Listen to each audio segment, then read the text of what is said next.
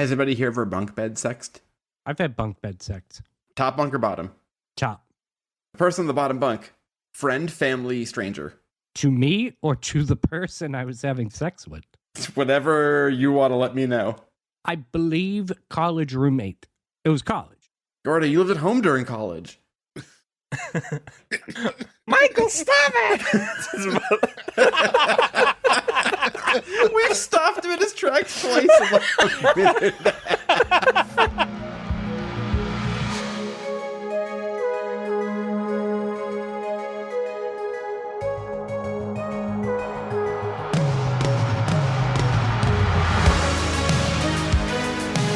Welcome back, everyone, to S1E1, the show where each week we pick a different sitcom, watch just the first televised episode, and forgetting anything we might know about the future run of that show, rate it and decide if it's a show we want to greenlight or cancel. This week we're going to be talking about How I Met Your Mother. How I Met Your Mother went 208 episodes over 9 seasons on CBS. Today we're talking about episode 1, which is called Pilot, originally airing September 19th, 2005. So to get things started, I'm Jay Gags. With me, as always, the boys, Joe, Ferg, Nick, and Gordo. What's going on, guys? Heyo. Oh, we met at the urinal. Guys, 150 episodes. Holy shit. That is crazy. It's crazy. I mean, I don't want to talk too much about us before we talk about the show, but I mean, 150 episodes. We obviously wanted to do like a bigger show to celebrate, and How I Met Your Mother has a gigantic fan base. So it seems appropriate to slide this one in here.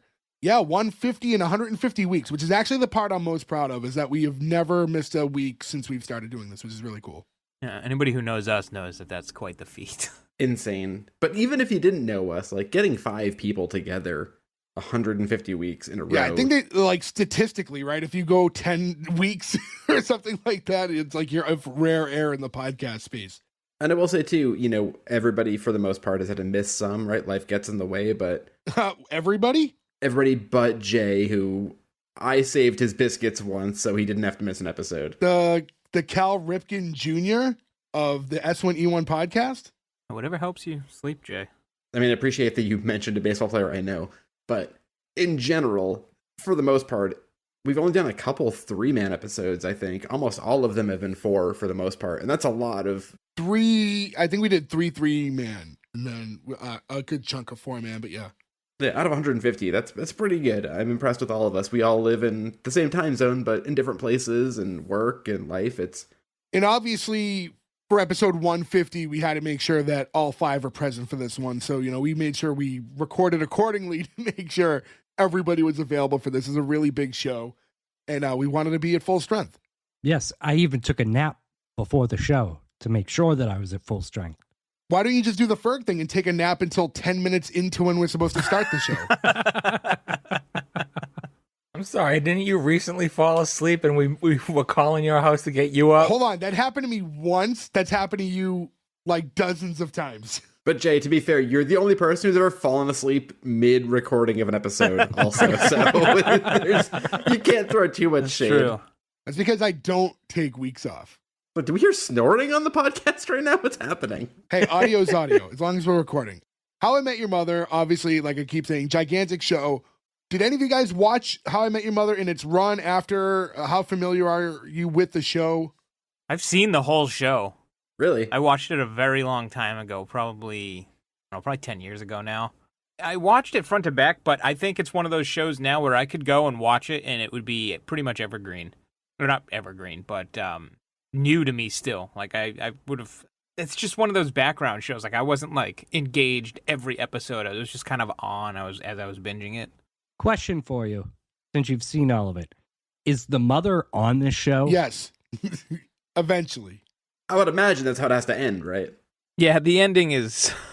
From what I understand, people don't like love the way it ended, but I think any show that's so huge, it's impossible to like meet standards. Yeah. Well, they ruin it in this episode. I don't think they ruin it. That's something we'll talk about. No, I think they do a good ending. So I've seen like a handful of episodes, but I was never part of like the fandom of it. And then, I don't know, I've said this before, shows that end up going this long, if I don't watch them, it becomes overwhelming, the thought of like starting to watch it, because I don't watch as much television as some of you guys do. I had never seen this. I couldn't believe that it was over 10 years ago. Yeah, I wasn't an active every week watcher, but like if it was on in the background, like this is a show my mother would watch. And like if I happen to be over. This was a show that I guess I didn't fully understand how big the fandom of it was for most of the run of the show. Well, it's funny too because, I mean, I've never really heard whether or not this is true or not, but this was the most successful attempt at a second version of Friends that I think ever left the ground. Well, that's all based on like whatever you want to label as an attempt. You know, and they don't try to be friends. It's just someone ends up making a comparison. Well, I mean, it's pretty similar. It's just two less people, right? I don't remember Friends doing the Family Guy cutaways every 5 minutes. That's, yeah. It's just, I think anytime after Friends, you see a show that's centered around a group of friends that are all in that general age range, it's going to get that rough comparison. I will say when I found out, I'd never seen this show, like I said, but when I looked up a few different things about it, when I did like my ancillary notes after my notes, the amount of stuff that popped up that was like, oh, do you mean on Etsy? I was like, okay, this show is huge because if most of the things you look for have listings for purchasable fan stuff. Oh yeah, it's like littered with inside show jokes and stuff like that. There's just a ton of that stuff available. Like there's one thing specifically we'll talk about that's a key component to this episode where I was like, I wonder if you could actually get one of those. And then I was like down a rabbit hole for 20 minutes. I mean, other than Harold and Kumar, this was the resurgence of NPH. Like Neil Patrick Harris all of a sudden became huge again thanks to this show. I know it's not my humor at all. It doesn't make any sense. But do you know what I love Neil Patrick Harris in? What? That A Million Ways to Die in the West movie. I think that movie is My so funny. mustache, your mustache. And I think the funniest joke in that movie is a fart joke, which is Welcome! completely against everything I think is funny. But one of the guy's dad dies of the fart needles. I tried to not laugh when they said that. It was like my wife was looking at me, be like, "You're gonna laugh, aren't you?" And I was like, "I'm not. And I fucking like spit my drink out. I was like, "God fucking damn it!" See? There's hope for you. Deep down inside, there's hope for you. There's no hope for me. We know there's no hope for me. To get into the actual episode, so we start off with this narration, and the narrator of the show is Bob Saget, R.I.P., one of the greats. That hurt. I was so glad though to see, because I didn't know the run of this show. When I heard his voice, it's immediately for our generation, right? Recognizable. You're like, oh my God, that's Bob Saget. I had the like heartbreak thing where I was like, did he die? And they had to figure out how to like write him No, off. he made it through the whole run because Yeah. the show's been over for a while. And what I thought was kind of interesting too is like, so the way it's presented is the show starts and you see Ted, the main character's kid, sitting on a couch. And Bob Saget is narrating as the voice of Ted modern day, who's going to now tell his children the story about how he met their mother, which, you know, in the title of the show.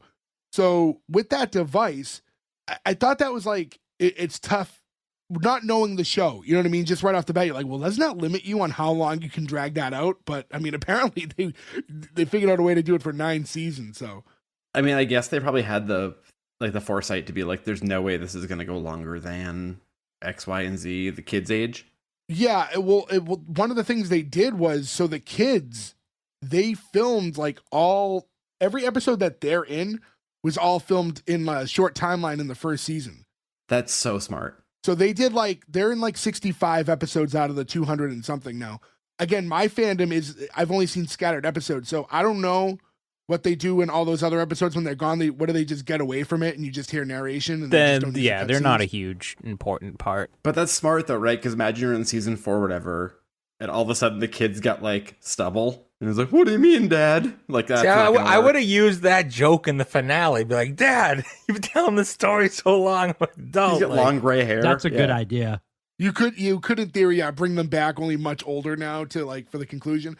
Actually, the final episode, you have the actor who plays Ted, Josh Radnor. He does the narration for the finale, but I guess there's like an alternate take or something where Bob Saget does some stuff. And forgive me, I don't know because I hadn't seen it, but other than that, Bob Saget was part of every single episode. Probably his easiest payday ever, that show. Well, that's no different than Daniel Stern doing the Wonder Years and stuff like that. And so, Yeah, but was it any easier and probably a little less fun than him doing America's Funniest People or whatever it was. America's Funniest Funniest Home home Videos. videos. How do you fuck that up? I think, yeah, you're thinking of, because you're a big Dave Coulier fan. I think I'm a Coulier head, so I was probably thinking of that one. Cool, yeah. I was like, who's that really funny comedian, Dave Coulier? You think like when Dave Coulier was like, "Hey, I got a show just like the one you have." It's like, wait, what? Like, was there any heat there? That had to be weird, right? And then John Stamos was like, I'm just going to go on tour with the Beach Boys, you fucking weirdos. See you later. Is he still on the tour with the Beach Boys? He's still like, I think like, I don't know if he does everything with them, but for the most part, I think he does. Also, I know you guys aren't big into like police procedurals or anything, but you should just like one day, if you like a person, just Google their name and Law and Order. Everybody's got a great Law and Order. There's a John Stamos Law and Order episode where he's a serial condom poker. And he's just trying to make like 10,000 kids. It's fucking amazing. Joe, did you ever see the Robin Williams one? Yes, the Robin Williams one is fucking terrifying. It's so sad, though. It's terrifying, but sad. The best one ever, though, is the one where Chevy Chase is playing the analog of Mel Gibson after the Mel Gibson like racist police pullover. And it's basically just Chevy Chase being like, what do you think, hot tits? And you're like, I can't fucking handle this right now. What's happening? Oh, I don't think I've seen that one. I'm going to check that out. That's Law & Order original. To get back into all this, one thing I find interesting is we find out through that narration is that when he's telling his kids about this story, it's the year 2030. So by doing that, they're making it so the show can exist in modern day, where I think a lot of other times or a show like this, you would think that the narration would be present day and then they'd be telling all this story in the past. I don't know. I guess it could have worked either way, right? If this was like a timepiece show, because I feel like those work out all the time for some reason, but they work, but that's so much more work for the production company. Oh, for sure. Yeah. I'm glad though they weren't like it's 2030 and everybody had like a fucking holographic head or something. You know what I mean? Like sometimes those shows are like the future will be crazy and you're like it's not going to be that crazy. They just kind of made it normal. Just to have a couple kids sitting on the couch and just leaving it at that, you know, we don't have to overdo it.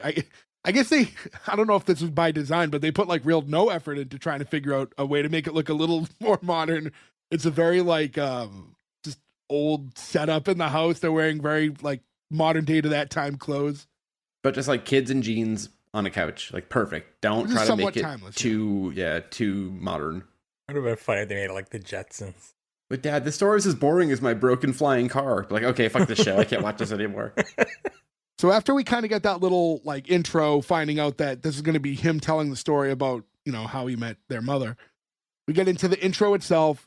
Intro's fine. You know, it's just basically like a series of pictures kind of showing you Ted and his buddies like growing up. He talks a lot about when he was like growing up with his friend Marshall, and you're just seeing some of that stuff. Pretty simple title card. Greg, you're a theme guy. You okay with this? This is pretty simple. It's fine. I'd prefer a long theme song with, you know, words, but I don't discount shows that don't have them. I just prefer the ones with them. I think it's very catchy. This the just like the melody is it gets stuck in my head pretty easily. Yeah, it is pretty catchy. Yeah. So we find out that Ted was 27 at the time where the story starts. And he's just starting to make it as an architect. He lives in New York with Marshall, who I mentioned, who's his best friend, played by Jason Segel of Forgetting Sarah Marshall fame. You got that shit-eating grin on your face right when you said it, because I knew you were going to bring up Forgetting Sarah Marshall. Of course. The second he pops in, and I love Jason Segel. I really do. He's in so many things I love. And I love Forgetting Sarah Marshall once I saw it. But I was mad I had to see it because I didn't want to kill the joke of making Jay mad about that movie. Real quick, we didn't mention, too, though, the theme song is the creators of the show's band. Oh, I did not know that. That's actually a good tidbit. Yeah, so the two creators of the show, they like met in college, they became writers, and they also were a band. So like they're such a unit of people who do things that they like wrote the show together, and they even wrote the theme for it, which I love that like in-house aspect of things. Be like, right. Why farm it out? We can do it for free. And I'm sure the network was like, free song, sure. Did the band do anything, or was that it? No, yeah, I looked them up. I expected them to have like a 7-inch or something from the 90s, and they were like just like a college indie rock band, but it looks like any recordings they did never came out, which you think would have after how big this show was. So it's just the theme song kind of all exists. This probably took off so huge that, you know, like there was no time to really focus or refocus on that stuff. But I've got recordings of like every band I've ever been in. Some who put stuff out, some who didn't. If all of a sudden I was like mega popular, I'd be like, who wants to put out these songs and make a little extra money? Like, I'd be trying to do that right away. True. That narration concludes with him talking about how good life was at the time, growing up, being in college with Marshall and stuff, and then says how Marshall went and screwed everything up, and that fades into the actual episode. And it opens with Marshall, who's like practice proposing to Ted, and then they're kind of going over all this stuff and what's going to happen next after she says yes. Says to, afterwards, Ted's like, oh, and then you pop some champagne, you do a toast, and he says, you have sex on the kitchen floor, but he's joking, says, don't do that. Ted's really excited for Marshall, obviously, because like he's been friends with him for so long and he really likes Lily. And, he's been there for all of their firsts, their first dates, when they first met. Apparently he was there the first time they had sex because they shared bunk beds at the time. Has anybody here ever bunk bed sexed? No. I have, Yes. but it wasn't like there was no bottom. It was just a raised bed. Well, that's different. It was dicey though. Oh, that's a different word. There's a different name for that. That's a loft. It's a lofted bed. Okay. Yeah, you liar. Well, Nick is at loft sex. It's different. He's not lying. I've had bunk bed sex. Was there somebody top bunk or bottom? Top. Was there somebody in the bottom bunk? Yes. Was it while you were watching Top Gun? And eating lasagna. Guys, I've had sex before. I'm married, okay? Like, that's not a mythical thing. Let's not start that. I don't need people commenting on social media that I am a virgin, okay? Gordo's a virgin. Can't even drive. Why are you shaming all the virgins, Gordo? Well, you froze him in his tracks. He had nowhere to go with that. That was him trying to circle like, how do I not get canceled with this comment? Kind of. There's nothing wrong with being a virgin, and it's cool to wait. Virginity if that's your thing. is cool. Virginity is cool. Great. Now there's video of me and audio of me saying virginity is cool. Great. You can be married and not have sex. That's not a That's a requirement. thing. I mean, the only proof is me and Joe have reproduced. Yeah. I mean, you can't have sex. You can also get married and not have sex on your wedding night. I tried, and it did not take. You actually don't have to have sex to have a kid anymore. So, Well, you did when I did. yeah, technology's changed since Ferg had a child 55 years ago. They invented it so no one ever had to have sex with me again. This is for the better of the world. But I want to get back real quick, Gordo. The person in the bottom bunk, friend, family, stranger. To me or to the person I was having sex with? Whatever you want to let me know. I believe college roommate. It was college. Gordo, you lived at home during college. Michael, stop it! We've stopped him in his tracks twice. You did establish it was the counterparts. Right, it was the other person. It was the other person's roommate. Michael. You...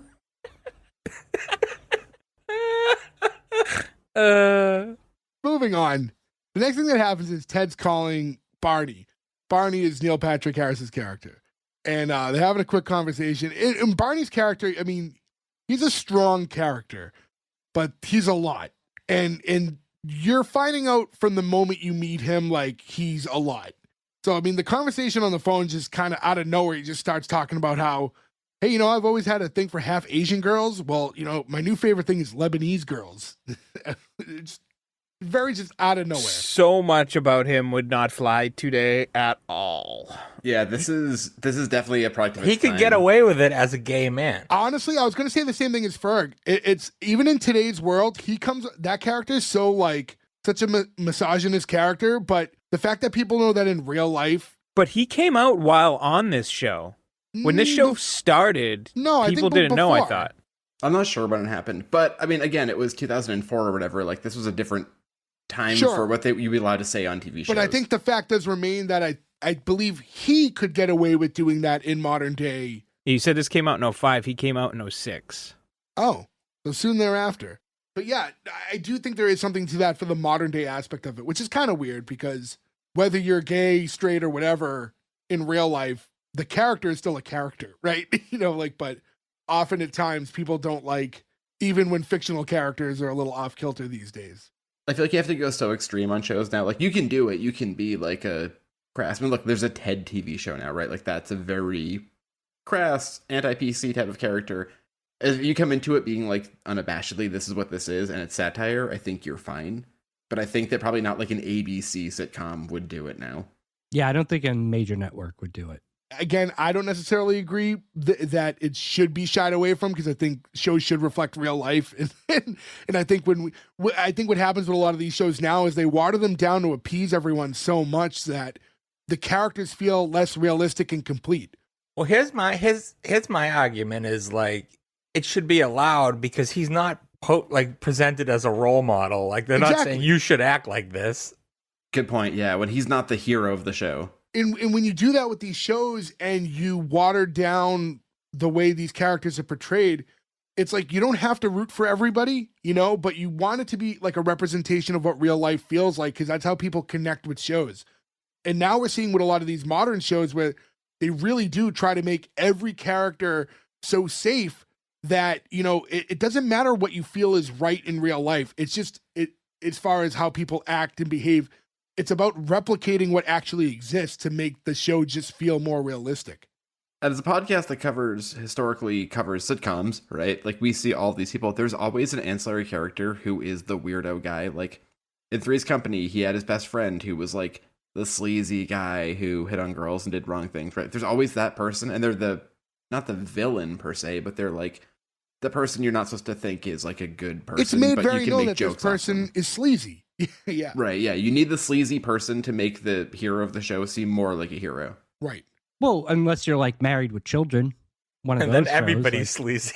But Al redeems himself all the time, too. I'll never forget the episode of Married with Children where Al doesn't want to get rid of the Dodge because he's got important things in the back, and he pulls out a magazine of biggins, and then inside the magazine is a picture of the family. So you're like actually redeemed at that point. Some of the characters in these shows aren't redeemed, and they shouldn't be.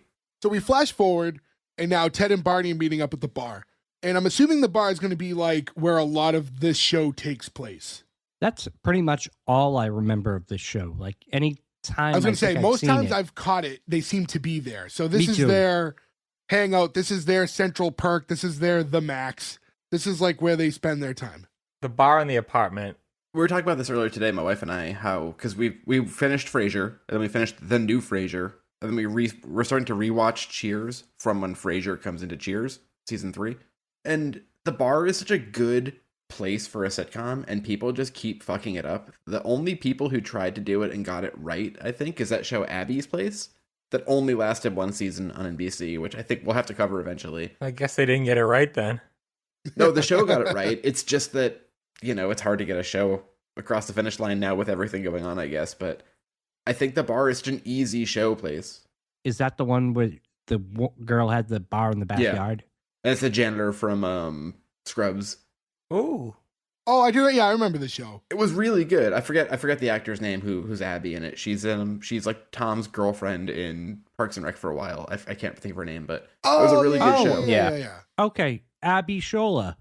And Bob hearted her so hard. Ted's telling Barney about how with this engagement, since college, it's always been Marshall, Lily, and him, but now it's going to be Marshall and Lily and him. Like, he's going to be like a distant third. He's not going to be like as much a part of this unit. He's feeling like, I don't know, a certain way about that. And I guess I can understand that to a degree as you grow up and grow older, and especially when you're in a tight, like real small friend group like that, I guess that fear can be amplified. Yeah, when you're like a twofer. I mean, there's 3 of them. Yeah, but they're a twofer, and they allowed one in. Because I don't think that you consider Barney to be Marshall's friend, per se. I feel like he came in late, and Allison Hannigan came in late as well. Like, it's 2 best friends, and they're, like, struggling with you make friends outside of that circle. Yeah, it's almost like Barney's the guy he talks to when Marshall's busy with his girl. And, I don't know how, obviously the way the show progresses, I would assume they're more established as a full clique. But in this specific episode, it feels like Marshall is Ted's friend and Barney is Ted's friend. And even though that they intermingle, it's just all kind of like without Ted, they don't all make sense together. I do like the wild card friend though. That's the thing that's weird to me though, is I feel like, and I think we're an odd grouping. Most people, when I tell them I've got friends I'm very close with, still have known for 30 years, are like, that doesn't happen. But I feel like people like this, it's rare for them to come in and then ingratiate themselves this late in life into everybody. That's a hard thing to pull off. Yeah. He's Joey. That was Joey. Like, did they not know Joey? Yeah, he ended up being Chandler's roommate. And then they all became friends. Da-na-na-na-na-na-na. That's not it. It was that's close not- enough. It's close, but it wasn't it. You do it, Jay. Yeah, Jay. It's what I did. like iconic. Everyone knows it. I But did the it. Rembrandts? I Yes. think that was the Yeah. guy from The Quick. We get to a flashback. This show does, Ferg, you mentioned earlier, this show does do its share of cutaways. They don't overdo it, as a lot of the early 2000 shows did. But I it will does. say that as far as cutaways go, when I can tell a show does a lot of cutaways, the way I do my notes, because I do them on lined paper, is I'll do a line break for every new scene. And this show was just like line break, line break, line break, line break, because they do cut enough that you're like, oh, it felt like it was longer notes because it was so much paper, but it's just that the scenes change so much. Do you like or dislike the cutaways? I'm not a huge fan. I don't hate them, but I think they're overused. I will say this: we recently covered Two Guys, a Girl, and a Pizza Place, and I think that show did too much talking per scene.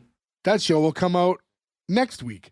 Okay, we recently recorded Two Guys, Yes. a Girl, and a Pizza Place. Look, people know that this is not Spoiler week to alert. week, right? No, I mean, flat out, we honestly said at the top of the episode, we wanted to make sure we were at full strength for 150, and we're only, spoiler alert, there's only going to be 4 of us next week when we cover that show. So we pivoted just to make sure that we could, again, do this as much justice as we could.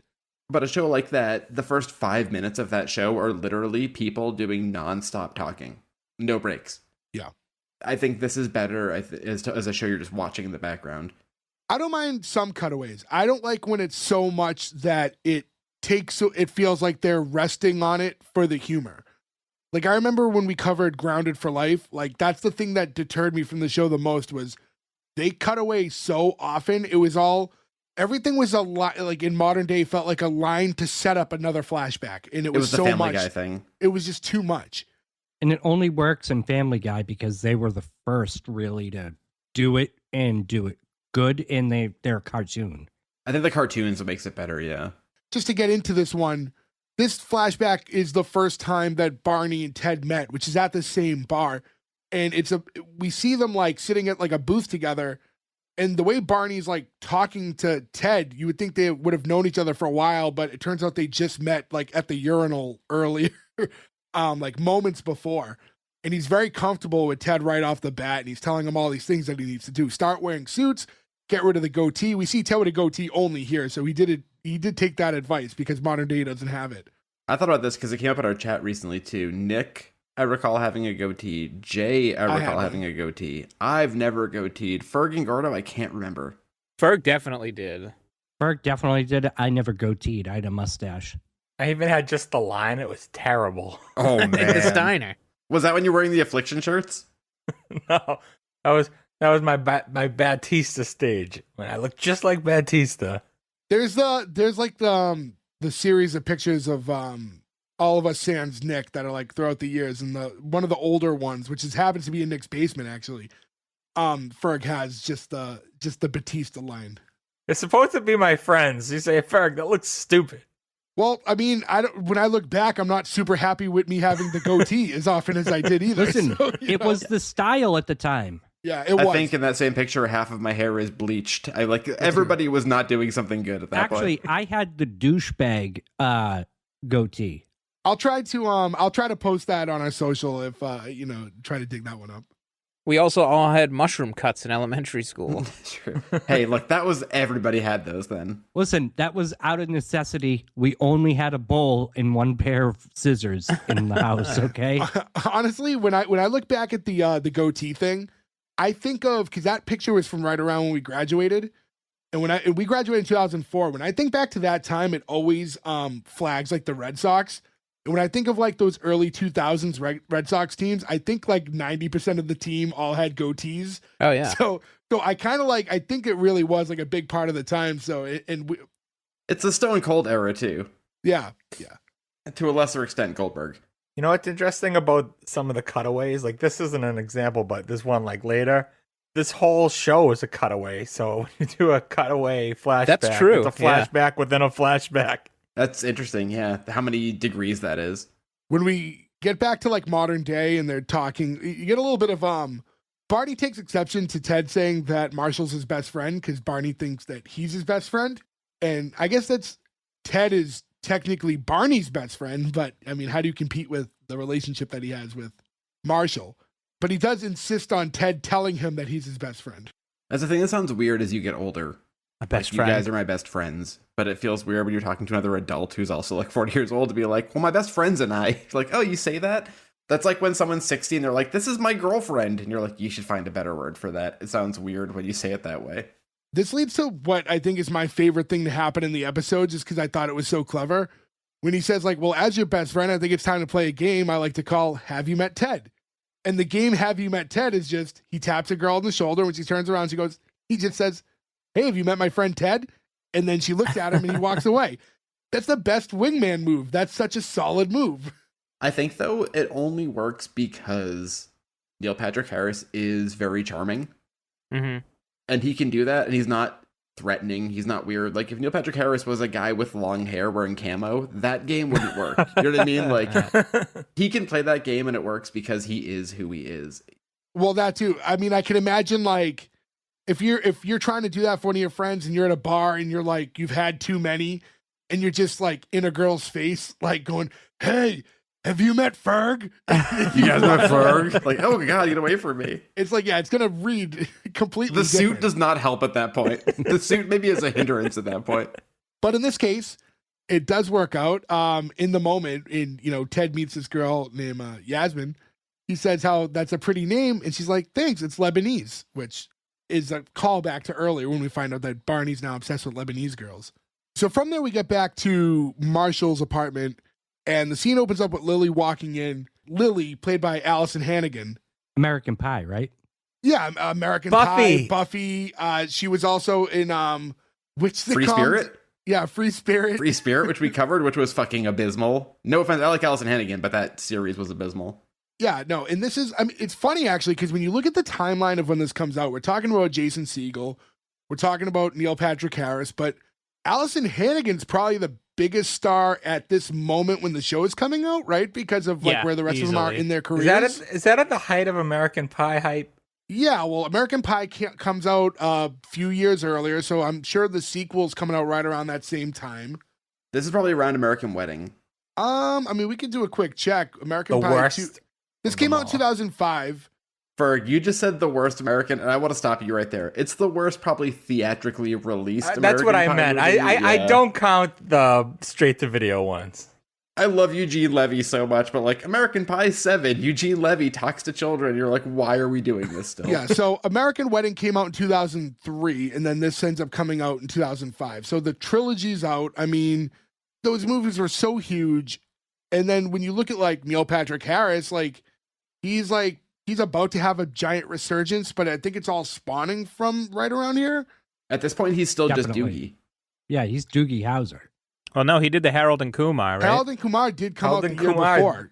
Came out in 2004. So he's got a little bit of steam for himself at this point too, actually. I never Sure, but saw doesn't even that. make Doogie Howser jokes in Harold and Kumar. Like, he was still trading on that at this point. He's a huge star and he's great, but at this point, he still had to like trade on that. Well, that, I mean, he plays like a satire of himself in that movie, and that's like, he was like a celebrity that had really been doing little to nothing that was making, at least catching the public's eye, you know what I mean? So for him to do that was kind of this like, whoa, like, it really boosted him back up and made him like a public figure again. Also, one of the greatest TV show cameos of all time is Neil Patrick Harris as Doogie Howser on Roseanne. There's the episode of Roseanne where she has to get a breast reduction surgery because her back is so messed up. And when she's high on the gas, she wakes up and her boobs are 2 times bigger. And she finds out the doctor was Doogie Howser. Oh my God, I forgot about that. So Yeah. fucking good. Gordo, you never saw Harold and Kumar? No. That's a movie you would love. I can't believe you haven't seen that Yeah, movie. you would really. Well, I don't know. You'd find a way to hate it. Can you not actually, believe but- I don't watch movies? I don't watch TV. I'm so glad you're on this podcast. It's so funny every time you say it. I did when I was younger. So I did when I was younger, but I don't have cable anymore. And I think that's kind of the big thing. I don't have cable anymore, so the TV's not constantly on. So I have to like sit down and search for something. And then you get like overload of like, oh my God, all these things are out there at my fingertips. What do I watch? And then I end up. I can kind of relate to that. So you actually. choose Yeah. nothing. Exactly. So then because I'm overwhelmed with the decision, I choose nothing. And then I end up just scrolling on my phone. I mean, to a degree, I understand. Also, Harold and Kumar came out 20 years ago. So, I mean, there's also That was a movie. Harold and Kumar was when we got in that bad accident when I leaving Was the it? theater. Yeah, we were coming back from Harold and Kumar. That was, to those of you listening, yeah, it was me and Nick were both in Ferg's car. And Ferg just, there was a fire truck that was coming through. And then there was a car that was, tailing behind it or in front of it? No, they were at the light, and when they saw the fire truck, they panicked and went through the light.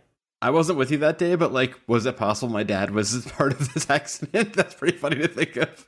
That was, I'm surprised I didn't get like really injured from that because my arm was out the window.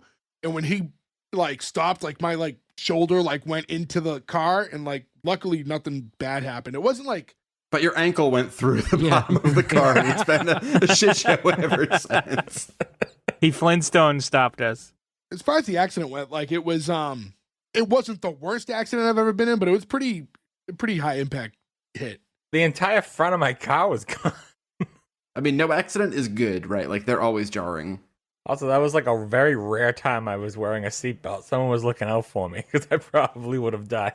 What's weird about that accident, too, though, is that the culprit who hit you guys, they ended up taking him to Guantanamo Bay, and Harold and Kumar had to eventually get him out a couple years later. Oh, the cock meat sandwich?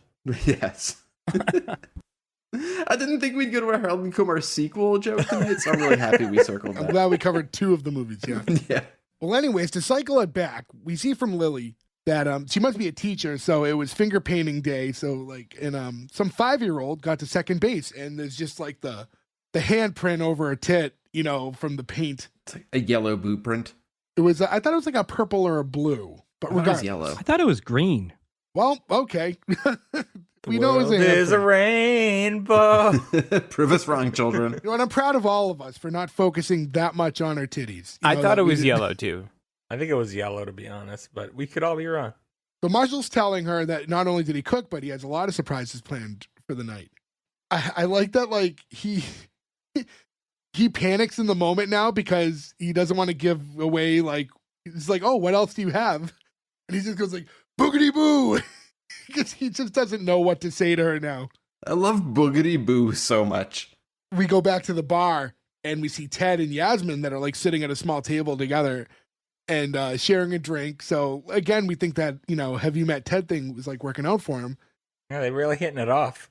Well, that's the thing. They seem to be hitting it off, and she's asking like if he thinks he's ever going to get married, and he's kind of talking about like all these little things, how he envisions the wedding and stuff like that. And in this moment, he seems pretty charming. She says that all that stuff is pretty cute. And he's like, oh, clearly you're drunk. And he's calling for the bartender and saying, oh, one more for the lady, which I don't think you should say that. Like, oh, you're drunk here, have some more alcohol. But regardless, A little weird. so when we cut back to Lily and Marshall, and we see that they're cooking and stuff, Marshall tries to surprise Lily again, only now with the bottle of champagne, and she's really excited. But he hands her the bottle. He's like, yeah, he's afraid to open it, and he has like this fear of like breaking something or the bottle popping, whatever it is. That's like his reserve about opening the bottle. I thought this was actually pretty good to help you see the dynamic of the couple. And I thought like something really small like this actually shows you Marshall's character pretty well. Who's afraid to open a champagne bottle? Like, when we were kids, if you got like cheap champagne, like about like Cold Duck or something, you'd shoot it at your friends. Like, you knew how to pop it to shoot it at people. And if you knew how to pop it to shoot it at people, you knew how to stop it from shooting at people. You know what I mean? Like, that's a weird thing to not know the difference. I thought for sure it didn't go this way, but I thought for sure he was so scared, and he was gonna try to be brave and it was gonna hit him. Like, ah! But we all know it does go another way. So before that, there's we get like a split screen while we're getting narration, and we're hearing from the narrator that, you know, there are two big questions a man has to ask in life. One you plan out for months, the other just slips out when you're half drunk at some bar. And you get Marshall first, who's asking Lily, will you marry me? And Ted saying, do you want to go out sometime, to Yasmin? And when it ends, we get back to Lily and Marshall first. Lily's really excited, says, of course, you idiot. I don't know, it turns into like a tackle. They end up on the ground. We go back to the bar, and the reply to the will you go out with me is, I'm sorry, I'm Carl's girlfriend. Carl being the bartender at the bar. I thought this was really weird. This is weird. This doesn't make sense to me. Yeah, why are you sitting with this dude in front of your boyfriend, like having flirtatious conversation? You met at the bar. I could see you guys sitting at stools together, but like when you were introduced, even if like, I don't know, knowing your boyfriend's there, and if this was just an innocent thing in your head, why didn't you just grab two like stools and sit at the bar and have a drink and like, oh, Carl's my boy? Like, it just didn't make sense for them to end up in the situation they were in. What doesn't make sense is that you later come to find out that like they go to this bar a lot, and they know Carl. They know Carl, so they know Carl's girlfriend. Carl's a private man, okay? Yeah. I will say this too, though. It's usually the opposite way, at least in my experience. Usually it's a female bartender and their boyfriend who's hanging out at the bar. But usually if you're like a significant other as a bartender and you're like the person who hangs out at the corner of the bar all the time, it's very uncomfortable and you are not comfortable with your significant other being a bartender. You know what I mean? Like, it's not like, that's a weird scenario in real life. Maybe Carl was like, come on, honey, go rake up his tab. Get me a better tip. You want some champagne. I thought you were going to say it's the reverse, and that I thought the reverse would be that like you like to go to bars and flirt with bartenders to get stronger drinks, and then eventually they have to go, hey, sorry, I'm taken. No, I go to bars with my wives and they just look me in the eyes and they're like, this person. Did you pluralize? Did you say wives? Shut up, guys. Don't. Didn't know your last Shut up, name you was hot dog. Smith. Are we revealing secrets today? I just usually get very strong drinks. We went to Old Mormon concert. Joe. We went to go see Weird Al, of all people, right? So we're at a big Romantic. outdoor venue in New Hampshire. It was a great show. So we go to see Weird Al. We walk up to like the bar, the outside vendor bar or whatever. And we ordered 2 bourbon and sodas. And the woman, who's maybe like in her 40s, she like looks at my wife and she makes her like a very light drink. And then she looks at me and she just poured whiskey until there was like a quarter of an inch left in the bar. And then was like, tss. And I was like, I don't know what she knows or doesn't know or thinks or doesn't think, but I was very happy with my drink. The thought of you at a Weird Al concert. That was an odd show too, because that was when Weird Al toured with an orchestra. Also, in the parking lot that night, we watched like 5 people get into like a S.E. Hinton style rumble, where literally the whole crowd of us in our cars were like, what a weird place to rumbles get in a into a Weird fight. Al show. That's so strange. Anyways, we Sorry, as an odd sidebar. we cut back to Marshall and Lily, who we're seeing post proposal just had sex on the kitchen floor. So that comes full circle, the statement from earlier when Ted was telling them specifically not to. This was like, if I'm being nitpicky, this is a super nitpicky thing on my hand. Lily notes, did you know there was a Pop-Tart under your fridge? And the way he goes, no, but dibs. I'm like, I didn't like it. I don't know why. And I'm sorry, but something about that, I was like, that's so dumb. It's unnecessary, but also Pop-Tarts are so... I love Pop-Tarts, but they're so grossly made where you're like, they probably don't disintegrate, that like you probably could eat one. R.I.P. to the maker of the Pop-Tart, who died a couple of days ago. William Greg Tart? Pop. No, he Did you say really Greg died Pop? a couple of days ago. Yeah, it's like Greg Pop, yeah. Greg Pop. Well, R.I.P. And his brother Snap and Crackle. Before Gordo can even ask, you guys have a go-to Pop-Tarts? Just brown cinnamon and sugar. Strawberry. Frosted. S'mores is good too. Don't sleep on that. I would say, I mean, despite the fact that they have a million different ones now, I think, yeah, strawberry frosted and the brown cinnamon sugar one are like my 2 tops. People always love s'mores. I always thought they were disgusting. I'm with you, Nick. They're too sweet. The chocolate's weird, too. I don't like them heated, though. I like them room temperature. And Joe, I'm with you. I don't I ever never heat my Pop-Tarts. Pop-Tart. I never heat them. Room temperature, you get the sort of like thick gelatinous middle part. It's pretty good. and they're so cheap. It's like, that's one of those things. Like, I remember, like, we would have them still do it. My work there, like in the vending machine. And it's one of those things that, like, oh, for a buck and change, you eat 2 Pop-Tarts, and you're like, it's not the healthiest meal, but like, it'll get you by for a while. You know what I mean? It's You filling, eat 2 yeah. Pop-Tarts, It's a and you're healthy like, oh, I ate breakfast. something. Yeah. Now I want to get Pop-Tarts. I know. I really want a Pop-Tart right now. And I could definitely go for a Pop-Tart. All right, let's cancel this episode right now. We'll pause. Let's all go on a Pop-Tart run, and then we'll come back later and finish recording the rest of it. I'll be at the hospital because I ate a Pop-Tart and I died on the toilet. Do they don't make any for your stomach? No, here's the thing. They do, but the ones they make that are gluten-free are like the same thickness as a loaf of bread. So it's not Are they the same. are they Pop-Tart brand though, or like fake? No, brands? it's like Okay. a different company. So there's no actual gluten-free Pop-Tart.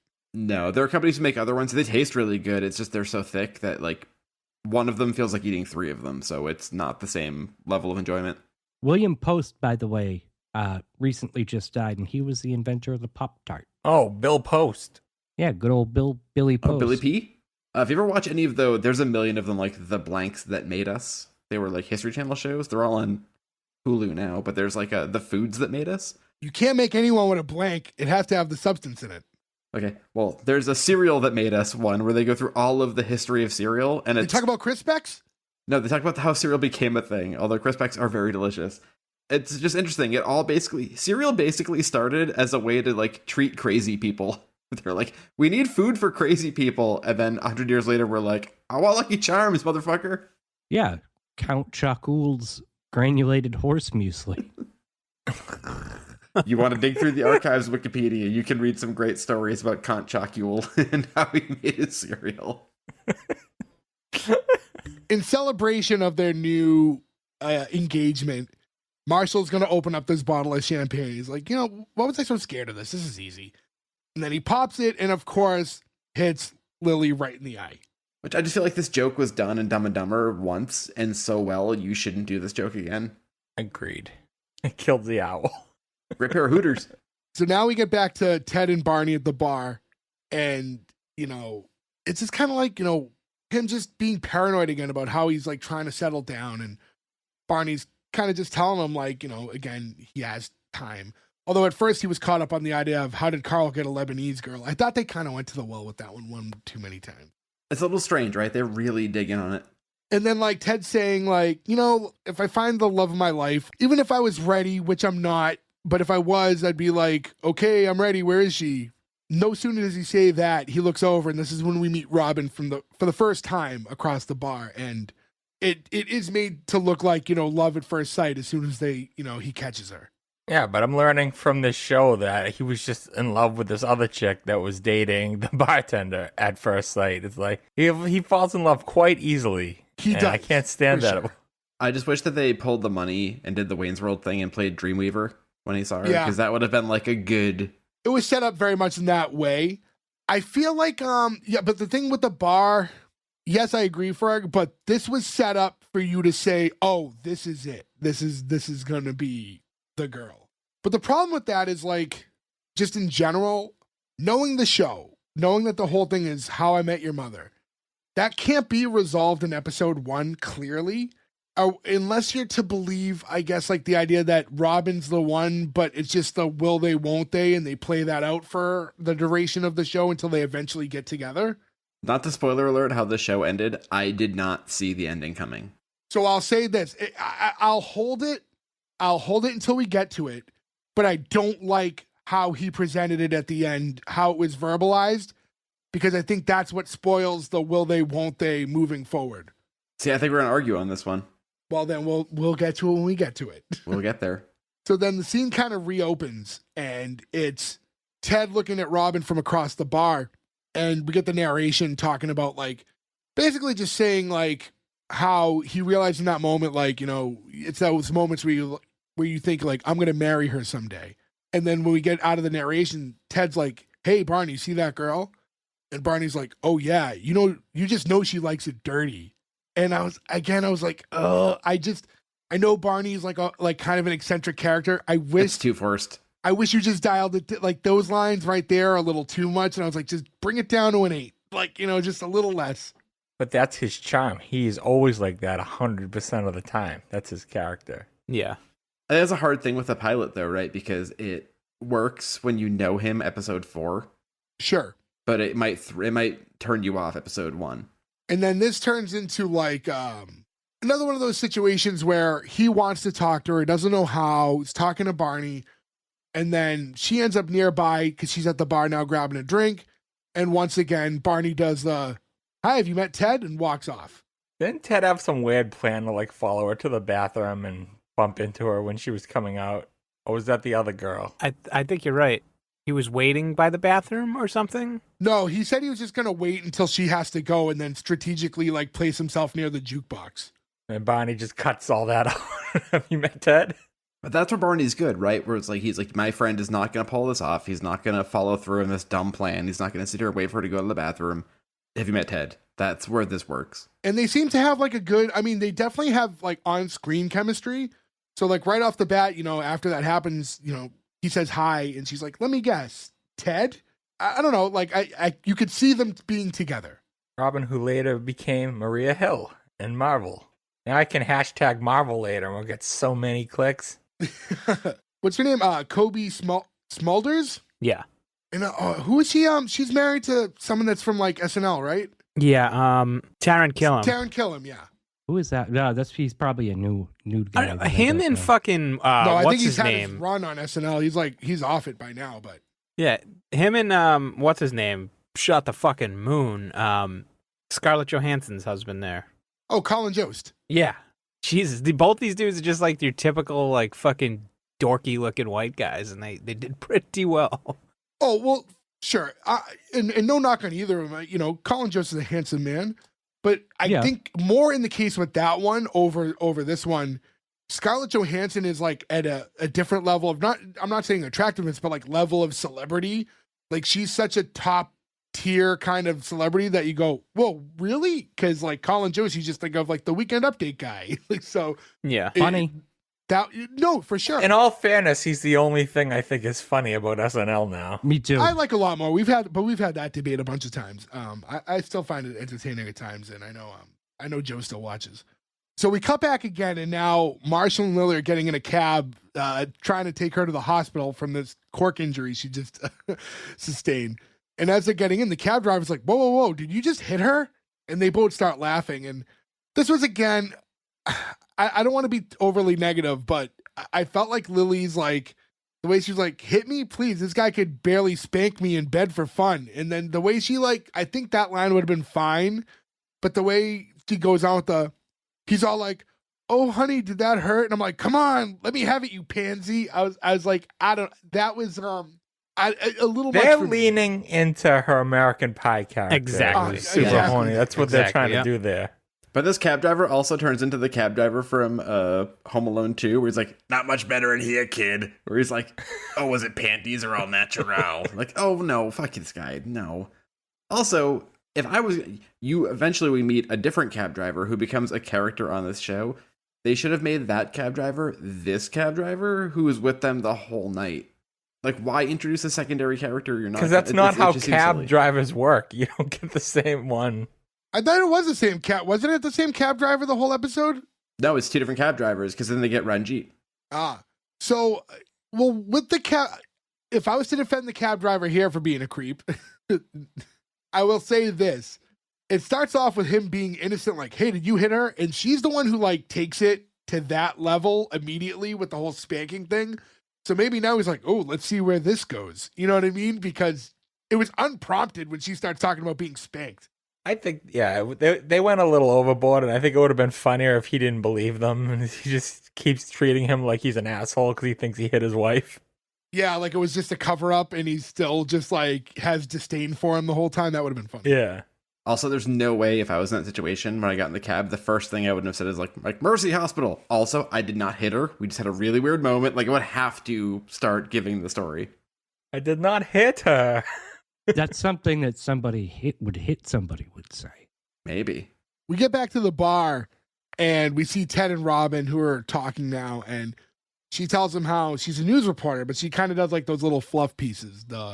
Talks about like, the monkey who can play ukulele.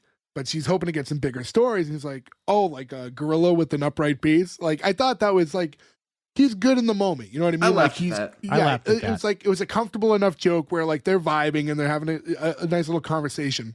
Also, a gorilla playing an upright bass to me is weirdly funnier than a monkey and a ukulele. Sure. Very Hanna-Barbera. Yes.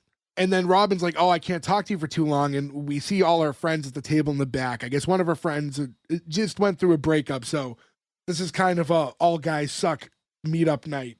She can't start flirting with some dude. It's going to kind of throw everything off. I know we're coming at this from a male perspective and it might be different, but like I feel like we've all been in situations where we've all been with each other on like a rough night when someone got broken up with. And it's never turned into like, man, fuck all girls. So it's just like, that girl sucks, dude. Bummer. Like it's never like it seems. Let's get you laid. Like, No, I mean, realistically, it would have been like any other time we're at a bar. Like we wouldn't have ended up flirting with girls, not through solidarity, but just because we're not good with that stuff at bars. So it just wouldn't have happened naturally. Yeah, we're not the like, can I buy you a drink people. This is not the character. I mean, Nick tried that and then ended up buying the girl and her boyfriend a drink. One of my favorite memories is Forgot Nick about offering that, to buy a girl a drink and then ends up going, sure, will you buy my boyfriend one too? I'll take champagne and like a fucking Jack and Coke. Like, Nick, wait, did you ended up buying them both drinks, right? I don't think I did. I don't remember. I remember buying her one. I don't remember buying another one. I wouldn't have done that. Like, I don't think you were sober. It's an awkward moment, so you might. that's true. If I was drunk, I could have done anything. And this was like 20 years ago at Hong Kong, so it was probably like a $2 beer, so it wouldn't have really set you back. God, what was the beer on draft there? Moosehead? Moosehead. Yeah, Yeah, Moosehead it lager. was so gross. Yeah, it's disgusting.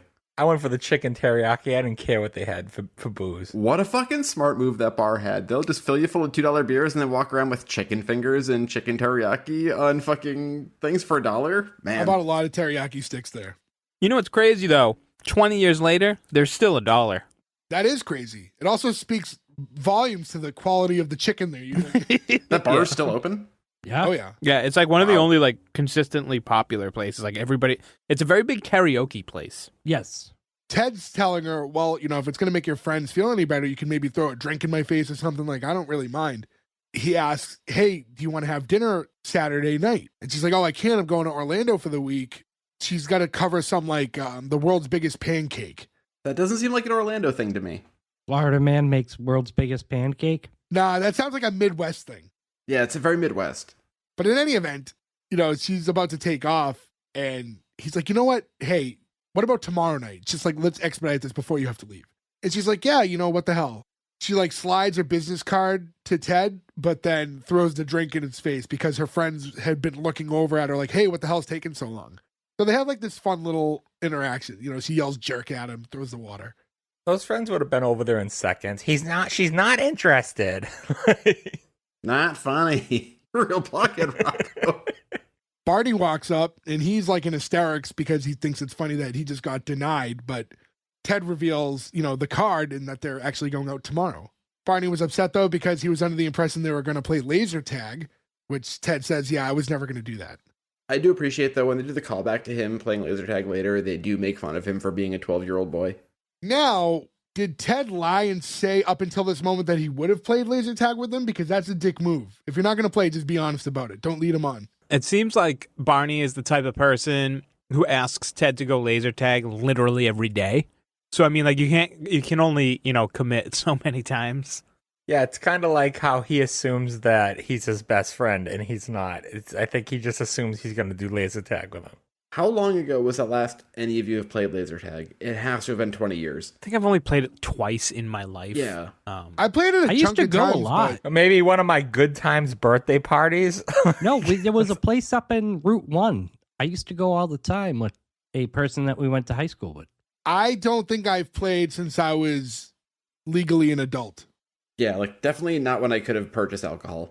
If I No. did, it was like a birthday party, but I don't think anyone had a birthday party when we were at that age. And also, one of the places near us was one of the most lax places about carding for alcohol ever anyway. So once we got to a point where like you could even have stubble, you were like, I'm just going to go there to drink. I'm not going to. I have a laser tag memory of when we were younger. It was one of Ferg's birthdays, and we were all playing laser tag. And somehow, just about everybody from Ferg's party, I forget how young we were. It must have been like 13. All of us got kicked out within the game, like asked to leave the laser tag, to the point where that other team was just running around with no one to shoot because we had all been individually removed from that game for various reasons. For like hiding the sensors. I mean, I couldn't tell you what I specifically did to get kicked out, but I know I got kicked out. And the next thing I know, 2 more people come out, and then a few more people come out, and you're like, who's still in there? And it's just fucking all these other random kids are probably just running around like, what the fuck? Good times. Good times are good times. R.I.P. We flash forward, and now we're actually there for Robin and Ted's date. So they're at this restaurant, and they're sitting there, and they're like admiring this French horn that's on the wall, which is painted blue. And this is what I looked up, by the way. You can get like cards, Oh, I toys, bet. keychains, everything. But when I looked up actually buying a blue French horn, very expensive. so now, is it because they were made as a replica prop for the show, or do blue French horns exist for some reason? No, so people obviously started painting them after this show. But a French horn, like a woodwind instrument, is expensive, right? It's not a cheap thing anyway. So then they can ask even more if you really wanted a blue It's one. a horn, Right? So not woodwind. is there no reed? I don't No. know. No, it's like Not a in trumpet. French horn. Oh, No. okay, you're right. I'm thinking of like a saxophone. Hey, you big idiot. Don't you even know music? Anything This guy. without strings, I can't play. And even then, little dicey. Well, as they're looking on at this French horn, Ted, in his awkward small talk, mentions that it looks like a Smurf penis. What does he think a Smurf's penis looks like? Yeah, A French other horn, than the- French horn. Other than the fact that it was blue, it's a little bit of a stretch. That's a stretch. Unless they Well, got what you'd those have like, to do to the Smurf penis to make it work, because it was curled up pretty tight. looks like a duck penis. But he lucks out because like he acknowledges that was like a really dumb thing to say in a date, but Robin's receptive and she's like laughing at it. And that's when, through narration, we get the admitting that like Robin's no ordinary girl, like she's special. And the fact that they're vibing and she could laugh at the Smurf penis joke was like an indicator of that. Real Gargamel. Well, that stuff's important though. Like, you know what I mean? Like, and that is stuff that's very detectable in early dates is, do you guys have a similar humor level? Which I think is one of the most important things. The very first date ever when I'm with my wife, we were at a pizzeria Uno, and they had a clock that Did you get a cookie sundae? I did. Well, I may have actually. Back then, I could have eaten anything. Yeah, I'm sure I ate a humongous amount of deep dish pizza, which is probably not the thing you want to eat on a date. But the clock said Chicago, Illinois, but it was all pushed together, and I made a joke that it said chill, and that the clock only rings at 3:11, and had that moment where I was like, oh god, oh god, oh god, oh god, and then she laughed, and I was like, oh, okay. 15 years later, here we are. When I went on the first date with my wife was explaining to me that she was from Poland, and in my stupid brain blurted out, "So can you speak Polish?" And she looked at me and was like, "What?" And I went, "Well, can you speak Polish?" And she goes, "Only when I rub mint on myself and howl at the moon." She's like, "Of course, I'm from Poland." I thought it was over right then and there. Now, here's a question for you, Gordo. Have you gleaned any since then? Can you say anything? Do you understand when she speaks in it? She's it's the same thing with Spanish. If they slow it down like they're talking to a 2-year-old, yes. Like my niece, I can understand when they talk to her. But if she's just having a conversation with her family, absolutely not. Like they just speak too fast. I could pick out every couple of words. And mostly it's just dubja. I was just holding Google Super. Translate up. Yes, actually, Google has an app that you can tap and then it will translate it for you in real time. So that's what I rely on. But I can say like, watch out, car. You know the important things. That's what's Yep. good. Gordo, we're on a farm right now. That's all I can say. I'm sorry. Uvaga, Samahud. Umaga, Samoan. So anyways, now we get to a scene where it's Lily and Marshall and they're sitting on the couch in the apartment. And now Lily has an eye patch on over her eye because of the incident. When Marshall goes to talk to her, she jumps because she's blocked on one side, doesn't realize that he's next to her. Ted walks in slowly after, and he's telling them right away, like, hey guys, like I found, the future Mrs. Ted Mosby. And he's kind of going over like to Marshall, like, hey, remember like all these ways I described like my perfect woman. And we get in the flashbacks back and forth. So as Marshall's describing something, then we cut over and we see it like happening live in the date. So he says she likes dogs. We find out Robin has 5 dogs. Too many dogs. Well, that's a lot. It is a lot. In an apartment? Yeah. Yes. Then there's she drinks scotch, and then you cut to her ordering like, a scotch, and how she likes scotch that's so old that it's old enough to drink scotch. We've had the scotch talk, not my favorite in that Don't love it. in that grouping. Nope. Give me a bourbon is like my go-to for that stuff. And then the Ghostbusters. Can she quote obscure lines from Ghostbusters? I'm sorry, this isn't an obscure line. Thank Fuck you, you. Ferg. I knew it. I had my notes too. I was like, this is not an obscure line. This is one of the most quotable lines from Ghostbusters 1. One of the most quotable ones? Yes. Yes. I'm not as familiar with the old shittier Ghostbuster movies. Oh, fuck me. you. I'm more aware of the 2016 classic. Personally, Can you quote any lines from that movie? no. Yeah, okay, there it is. Thank you. Yeah, Jay, what are the oft-quoted lines from your shitty Ghostbusters? You know what's funny is like, so the scene that if any of you guys are new to the show, we've talked about it a bunch, but I'm like just an extra in the 2016 Ghostbusters. Which Jay never likes to bring up, so. Well, when Ghostbusters naturally comes up on a show, I think that's a golden opportunity. I spent a week at like the concert scene, right? And there was a song that they played over and over. So I heard this for a week. Them playing this clip of a song to get all these various shots. And I used to remember that song, and even that's like escaping my head now, 8 years later. Was it that Fall Out Boy song? It was a fake song. It was just a song that was written for the movie, for the band Beasts of Mayhem was the fake band that's playing on the stage. Actually, the comedian Adam Ray was the guy who played the lead singer. You would see him now a lot. He does a lot of clips. He's been doing a lot of touring as Dr. Phil for like comedy shows, but it's that guy. He was the guy who played the singer of the band. But anyways, that's the better Ghostbusters movie. But again, all this is just to prove that Robin is Ted's dream girl. And then most importantly, they get into the olive theory, which was based on when Marshall and Lily went on their first date. Lily asked Marshall if she can eat the olives from his salad. He said, yes, I don't like olives. And that's how they figure balance. One likes them, one doesn't. The theory being every relationship's going to have one person who loves olives and one who doesn't. So the fact that Robin doesn't like olives and Ted does aids to this theory. Now, do you guys like olives? I don't like Nope. olives. I hate olives. olives. But my wife loves them. I don't like black But olives. I'll love you all. I like all the other olives, though. I like any olives. You know how I started liking olives? Martinis. See, I don't like martinis because of the olives. That's how I got acquainted with olives. And I was like, oh, I didn't know that I liked olives. I was always like, what are these awful things on this pizza that are ruining this pizza? Black olives don't really have a taste. I think black olives are one of the only things besides chicken that can ruin a pizza. It's a very overwhelming flavor. Mm-hmm. And it seeps in through the cheese. Well, one of you said they have no taste. The other said they have an overwhelming flavor.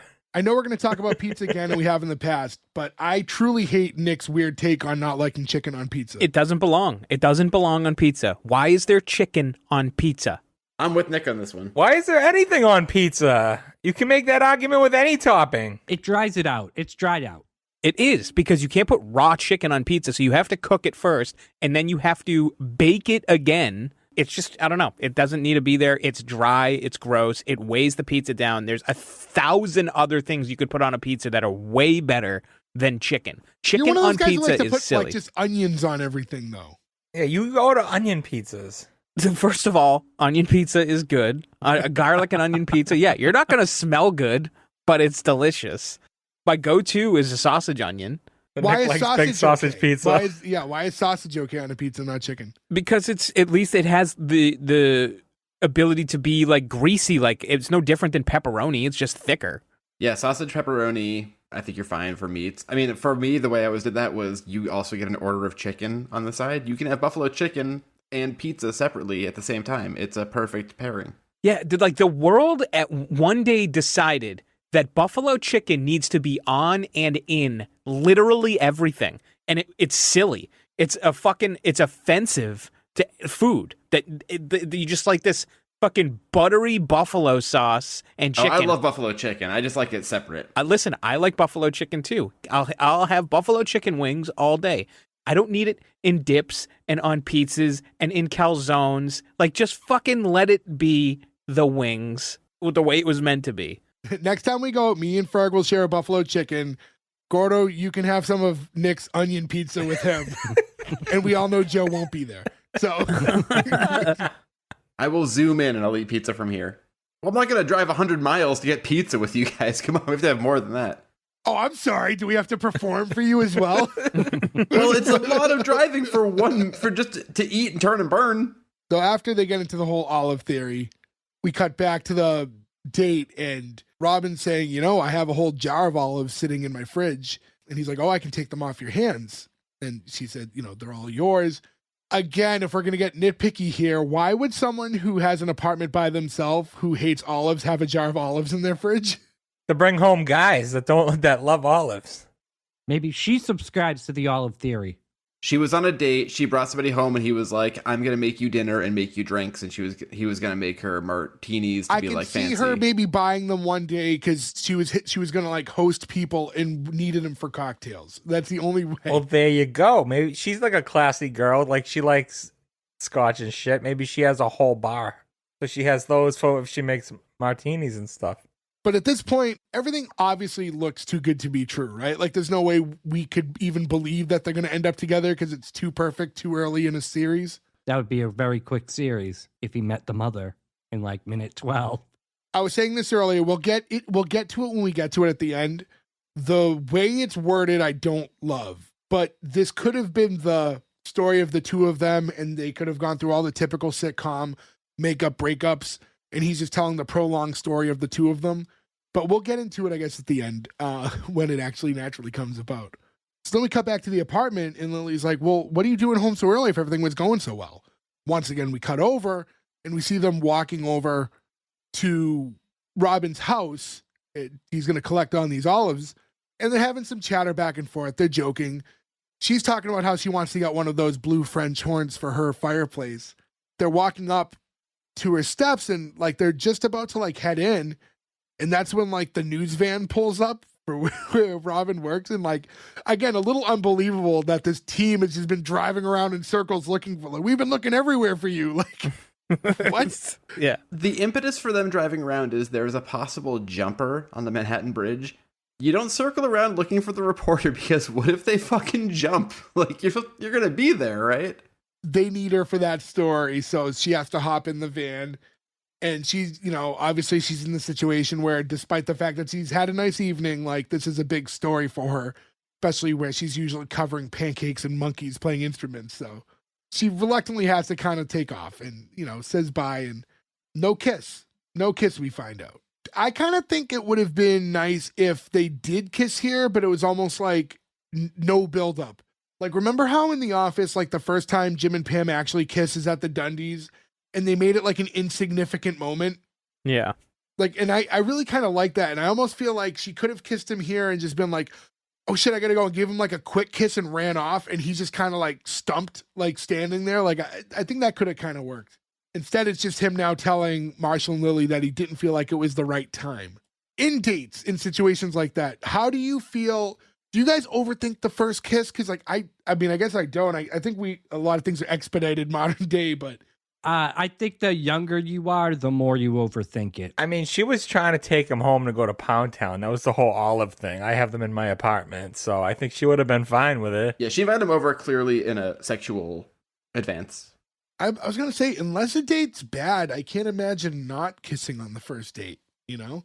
I can see people not wanting to go all the way. Some people would rather wait, but Gordo's been, you know, what'd you say? You and your wife said on your 5-year anniversary you're going to have sex? Yes. Yeah. But no, but like, you know. But it's a Polish calendar and they're only at year 1 right now. He's just trying to figure out how to read it. Unfortunately, their first date was on a leap year. But the first kiss on a first date, I feel like is almost pretty much standard unless you both, even kind of when you don't like the person, it still kind of happens most of the time, right? Like just like it's a good night thing. No. I feel like that's been a debate since like we were kids, and probably far beyond that. Like, do you kiss on the first date? It's like, Yeah, when you're kids, but I feel like once you're in that age, like it doesn't have to be like a passionate kiss, but I feel like the goodbye kiss it's like a no big deal at that point. I mean, we're also at a point now too where people are like, yeah, so I blew him. Like, it's just like it means nothing. You know what I mean? Like generations. Like, am I wrong? Like the generations have changed so much. It's like I didn't really like him, but he was nice and he bought me fucking buffalo chicken, so I blew him anyway. I never call him again. Like that's where we're at now. So But I'm not gonna sleep with him because it was on a pizza. so I blew him. But like like so I think it's totally different now. Am I wrong? Come on.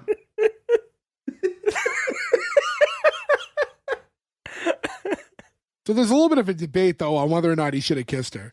He just wanted their first kiss to be amazing because he already has it built in his head that these two are going to get married. Marshall's pulling back on him a little bit. Lily thought it was kind of sweet. I get like extreme Ross. You compared this to Friends earlier. I get extreme Ross vibes from him. With the you need the perfect moment, the hopeless romantic, let's get married shit. That's all Ross qualities, and he's a little neurotic. But he's a little bit more charismatic. Like he's little. good talking to these girls. Like he's been charming talking to her, even when he's talking to Yasmin. Like he had some good lines talking to her. So I mean, different in that regard. He goes to call Barney to kind of verify like his decision, and that's when you get Barney like in the midst of playing laser tag. I thought that was a fun like cutaway scene to see that like he wasn't gonna let Ted stop him from playing. The suit up thing got me going. Got me going. Yeah, Neil Patrick Harris in a suit You really got you going? gets me going. Did the time throw anybody else off here? Because so they've had this date. They went to dinner. They have gone home. They've kissed, or not kissed rather. Now he's like, it didn't work. I went back to the apartment. All stuff is happening. And then we cut back to Neil Patrick Harris, and he's playing laser tag with children. Yeah, it does seem like an exceptionally long night. Yeah. Yeah, I mean that's sitcom life, but yeah, for sure. I mean, because it's probably about 10 o'clock at night at this point, I'd imagine. I mean, maybe they're teenagers. Ted's telling Barney like, "Hey, I need your opinion on something." So Barney's like, "All right, meet me at the bar in 15 minutes." And then we have to cut to suit them up at the again, bar. too. Yeah, he tells them to suit up. So now they're all sitting at a small table, and Ted's like, "So these guys think I chickened out. What do you think?" And Barney's still fixated on the fact that he's not wearing a suit. And Ted's saying, "She didn't even give me a signal." And Barney's like, "What is she going to do? Like, is she going to bat her eyes in Morse code?" And like then he does like the eye blink thing, which I thought that was pretty funny. Can you still learn Morse code? I would love to learn Morse code Anyone or like can semaphore. learn it. Yeah, Yes. it still exists. It's a big thing in amateur radio, actually. It used to be you used to need to know it to pass the amateur radio test, but the government got rid of that because too many people weren't passing because they couldn't learn Morse code. You just need to learn SOS. That's another thing you need to know, yeah. Isn't that the Yeah. That was like the See? thing that You're was all like on the ringtone. Thanks, Nokia. Barney's further trying to explain that you don't need a signal to go in for it. So he just gets up and just kisses Marshall and is like, "Look, did Marshall give me a signal?" And Marshall's like, "No." And then he looks at Lily. "I didn't, I swear." I genuinely laughed at this. I thought that was funny. With Yeah. like Marshall nervous now that his fiance is going to be upset that he was just kissed by Barney. He's so funny though that he sells this so well that you can't not laugh at it. Because there's that like innocence in his eyes when he looks over at her. This is all in the same night, right? That he proposes This is a to very her? long night, yeah. Well, not from when they first meet. From when they first meet, then it cuts to the following day is when the date Okay, happens. all right. That's what it Yeah, was. the date okay. is the next night. So now Ted's like, now he's realizing that he should have kissed her. And now he's like, well, I guess in a week when she gets back from Orlando. And Barney's like getting in his head, like, in a week, she's going to forget you even existed. So, you have to act sooner. Going, mark my words, you'll never see that one again. No sooner does he say that, we see on the television at the bar, boom, there's Robin. And it's like her, doing her news story. She's just reporting the jumper, and he ended up not jumping. So it's a happy story. I'm sorry, they separated a long time ago. He went all the way back to the apartment, had his conversations, went back to the bar, met up with Barney, and did all this talking. She's just now finishing the news story. Well, the person may have been hanging out on the ledge for a while, though. Yeah, I Yeah. mean, we're catching the conclusion of the story, and they met up 15 minutes after. So 15 minutes, let's say they were talking for 10. 25 minutes when they get there, it's all plausible. And again, sitcoms. So like, nothing has to make total sense. What if he fake jumped off the bridge like the movie Copland? Oh, maybe. By Stallone. That's when we said Stallone had to drink all the ice cream for. As they're watching this is when Ted decides, I'm going to go kiss her like right now. Also, Barney here, when he's giving him the pep talk, is like, you should do what that guy couldn't do. Take the leap, which I think is the funniest line in the whole fucking episode. Yeah.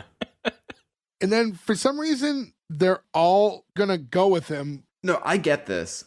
It's not a good idea, but they're like, hey, look, we're this crew, and you think this person's going to be with you forever, then we should be there for the moment when they come into our crew too. I think you're wrong about that. I think they're going because they know him. He already blew it once, and they're going to try to push him to do it. They think he'd back out. Okay, that's a better reason, I think. That makes more sense. I think you're right, yeah. Well, fuck me. I mean, mine's not confirmed. I'm not definitely right. You could be. Ferg's like texting with the producer of the show right now. It's like, that's actually a reason. But now they're in this other cab. Before they go to Robin's apartment, Ranjit, the driver, has to pull over at this restaurant, the restaurant that they went on the date. And you cut to Ted like running into the restaurant and stealing the blue French horn off the wall and then like running out. All I could think of is like, if him and Robin worked up, you would want to have your anniversary at where you had your first date. Now you can never go back there. You fucked up, Ted. It's true. I thought they could have been funnier about how he retrieved it. Yeah. That could have been like a whole scene. You know what I mean? Like in him trying to get it. I mean, he almost got chased out. But it was just a smart waiter being like, I'm not going to chase this guy who might be crazy and stab me over a fucking French horn that's hanging on the wall here. Well, yeah, it's not. Hey, I just work here. I don't actually give a shit. I've chased a shoplifter before at a job, in a retail job. And halfway through that run, when I was like half a mile down the road, I was like, what if this guy stabs me? And I'm just trying to stop him from stealing Levi's. Like, this seems like a bad fucking move. They pull up to Robin's house, and Ted's like, all right, it's the moment of truth. Wish me luck. And, he heads out, and they're rooting him on, and he, like, heads to the door. The narration kicks in. That's when they forgot one thing. 5 The dogs. So, yeah, when he hears those dogs, he's like, yeah, I can't do this. And he's about to leave, and he's going to walk back to the taxi cab, and they're all trying to shout at him not to do it, to just, get back over there. And in the moment of all that commotion, Robin up in her apartment can hear everything going on and like looks out the window and sees Ted and is like, Ted? He's like, I was just, and he holds up the French horn and she invites him in. French horn, French kiss. French class. I get it. No? Honey, I Shrunk the Kids. Well, I get it. French class. I want to know why they didn't write in the joke that he walks in and gets mauled by 5 giant fucking dogs. Angry dogs with olives on their breath. That's an awkward scene to have him mauled by 5 dogs. Not even literally mauled. Just jump. You dogs get excited. Jump on him and kiss him. Anything. Just show the dogs that you talked about. But did you kiss her? Like, no, but I kissed her dog. Easy joke. I think that they did good here. I like this with all the dogs staring at him because that's how like my dog would act. I will say this though. I love dogs. If I met a girl and I was like, I think she's the one, I walked in her house and she's like, here are my 5 dogs. I'd be like, maybe she's not the one. 5 dogs is a lot to A lot of handle. poo-poo to pick up. I liked the conversation that's still happening in the cab as he's heading up. And Barney's asking Ranjit if he's ever been with any Lebanese girls. I know they've gone too far with that joke, but the way it pans out here, he's like, actually, I'm from Bangladesh. And he's like, oh, how are the women out there? And he like, Ranjit like proudly died. shows a picture of his wife, almost to be like, you tell me. Barney looks over to Marshall and is like, a simple no would have sufficed. And he's asking if the girls are hot. died. Yeah, that is she's very lovely. It's so mean because like he probably heard him, but maybe he didn't. Because I don't think he did. That's like a very Patrick Bateman line too. Like, a simple no would have sufficed. Like, it's so quick and cutting. It's the sitcom whisper where the audience can hear it perfectly loud, but the person who's like a foot away can't, even though it's loud and clear. yeah. Because people are laughing and they can't hear them talk over the laughter. Oh, over the laughter that is in the real world. Yes. So we get back into the apartment, and now Robin's trying to see why he showed up, and he's using the excuse that he was just there to collect on those olives. And All of these nuts. You got Joe too. He's trying to hide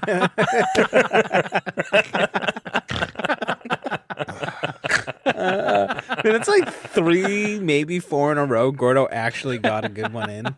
Gordo had to hear the word olive said 800 times before he put that joke together. But you weren't expecting it. I mean, Robin's extremely flirty with him. As much as he needs all these signals, like, she's coming on strong. She's horny. She's like, well, would you like these olives with some gin and vermouth? You know, she's offering to make him a drink, and she's getting very close to him. Every signal is there at all times. She turns on some music. And he does what you're supposed to do in those situations. You meet a girl, she's into you, you're about to have naked time, and you just flat out tell her you love her. I gasped with them at that part. Like, all the characters did. So did I. Oh, no.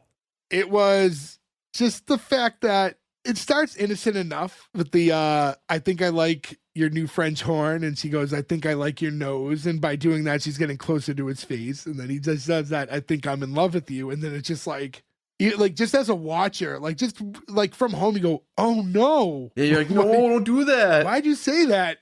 This is what drives me nuts about this show, though, is that he's such a dong the entire series. Yep. Like, he just, I don't know. Like, I get, like, that's his character quirk and everything, but it's to the point where it's like, okay, you might need to see a doctor because you're socially bad at every interaction you have. It's Sir, like I'm almost sorry, you've got unbelievable. terminal dongdom. Yeah. I don't know. He just really rubs me the wrong way. Does this feel like a missed opportunity, though, when he could have said, I love you, instead of I think I'm in love with you, and then she said what? And he said olive juice? No, but I think they needed the awkwardness, right? Like, he can't bail out of it. It has to be that he said something dumb and scared her away. They say, I think I'm in love, and they started singing Eddie Money's great hit. We also find out around the same time this is happening that the whole olive theory thing is kind of a sham, because Lily escaped the car during that whole, Barney scene where he's asking about Lebanese girls again. She was just kind of had her fix. So she exited the car, and then while that happened, Barney's talking to Marshall. He's like, hey, that whole olive thing, I forget, a week ago or something, they were somewhere and he was eating olives, when Lily wasn't around. He's like, what's up with that? And that's when we find out that secretly he does like olives, but it was the first date. I think he said he was a virgin at the time. He didn't know what to do, so he just pretended he didn't like olives just for the sake of the date, and he's been stuck in this for years. I do like Barney in this situation, though, the fact that he's not so interconnected with all of them, but he's sort of on the outside. It works for this situation, because I feel like... Yeah, because he's close enough to be able to be real with them, you know what I mean? Because you're close enough to the situation. But he'll also tell him the truth, because it's not like he's telling his best friend. And during that whole conversation, too, is when Barney's telling him, there's no need to lie about this. You like olives, tell her you like olives, but you're too scared to do anything. And then Marshall admits that he is scared about a lot of things. And one thing that he's not scared about is spending his, the rest of his life with Lily. While he's having this conversation and talking about how much it's the one thing that he hasn't questioned, Lily's returning to the car and overhears it. So that's when she pops her head in, through the window of the car, and Marshall finally admits, I have to tell you something. I like olives. And she's like, we'll figure it out. And they go for the kiss. So there's a resolve to the situation. I'm glad, though, too, because that seems like a weird thing to get in a fight about 10 years later. Yeah. 18 years later, having an argument over, college tuition, and he's like, I fucking like olives. It's the end of the relationship, But that also sounds like a very plausible argument 10 years later. I liked olives the whole time, you bitch. Fuck you. And I hate your mom. It's that things like that end up you hold it in for so long, and then you end up just saying it at the complete wrong time under the wrong context. But yes, when we get back to Robin's apartment, now we're at this point where the two of them are just sitting there silently because of this awkward I love you revelation that just happened. And he's trying to change the subject, and he's like, so Orlando, are you gonna hit Disney World? And she's like, you love me? And he's like, I can't believe I said that. Who says that? That, that's such a messed up thing to say. And then as he's about to leave, she's like, hold on, wait a minute. And goes to give him the olives. Here's those olives, I promise you. And he's like, oh, thanks. I love you. Oh, what's wrong with me? I like that he said it again. In that moment, he just can't not say it, I guess. The doubling down made it better. There's also the part of this where you could say, hey, she's being sweet and trying to soften the blow and be like, take the olives, bud. Like, no hard feelings. Let's end this on a sweet way. The way I read it is, oh, I'm not letting this guy leave all these stupid fucking olives in my fridge that I don't want here. Like, she still is going to give him her trash. We go back to the cab and like they've been waiting around. So Barney's like, what are we doing? Like, let's just get out of here. We can hit the bar and still make last call. And then he starts making fun of Lily using a pirate accent and saying like, yo ho ho, and a bottle of rum because she has that eye patch on. And that's enough to make her go like, enough of this. And she takes the eye patch off. Why doesn't she have at least a black eye? Like they couldn't have done anything to make There's it look nothing like there, yeah. There's nothing. Like maybe the something. cork hit her directly in the eyeball and not on anywhere else around. They should have gave her like just a flat out white contact then to make it look super awkward. But I thought that was like a missed opportunity to at least, I don't know, give her some makeup or something so we knew what was going on. So they keep talking for a little bit in the car afterwards and a few more jokes. So we got to start talking about doggy style for a minute. They both laugh at this, and I laughed at them laughing at it. Because the idea was that, do you think they're doing it in front of the dogs? And then it's like, yeah, maybe doggy style. And yeah, the two of them have like a little, I guess that was good. Like the two of them having a little bit of a connection there was good. Because earlier I said like they're both just kind of Ted's friend, but they're not really friends with one another. It's a good pilot scene to make them. I don't think they're just Ted's friend though, because he knows that he likes olives because they were hanging out and he ate a whole bunch of olives, and it's just the two of them. But we don't know that Ted wasn't with them at the time. I assume not. It's what I got from the story, but maybe I was just assuming. But eventually they get that, they take off in the cab. They're going to head to the bar. No sooner does that happen, Ted's walking outside. So now Ted and Robin are kind of just having this awkward, all right, well, time for you to leave type of moment. And she's like, good night, psycho. I appreciate that she calls him a psycho and like they're joking about it, but I feel like she'd also be like, I never want to talk to this guy again. Like she really feels like he might be a bit of a psycho.